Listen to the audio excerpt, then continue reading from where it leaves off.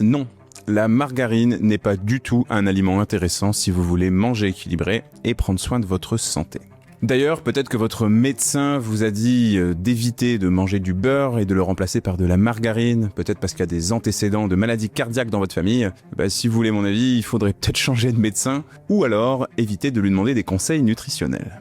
Moi, je vous conseille vraiment de garder du vrai bon beurre comme on a toujours su en faire et de ne surtout pas le remplacer par la margarine pour plusieurs raisons. Premièrement, la margarine, c'est pas naturel en fait, c'est de l'huile que l'on veut solide. Donc pour faire ça, il y a deux options. Soit on va hydrogéner l'huile, ce qui est un procédé qui rend les graisses qu'on retrouve à l'intérieur très dangereuses pour notre santé, particulièrement la santé de notre cœur. Ou alors, on va ajouter des additifs à la recette, tels que des lécithines, qui elles aussi sont plutôt néfastes pour notre santé.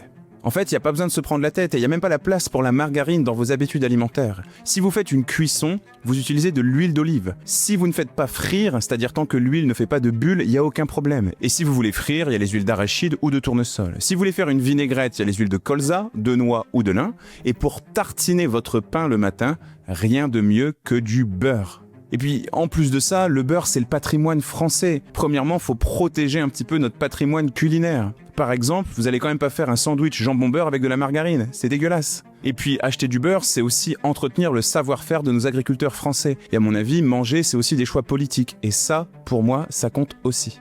Donc moi, ça m'intéresse d'en savoir un peu plus sur vos habitudes. Qu'est-ce que vous mettez sur votre pain le matin, bien évidemment, si vous tartinez du pain? D'ici là, moi, je vous dis à demain pour une nouvelle astuce.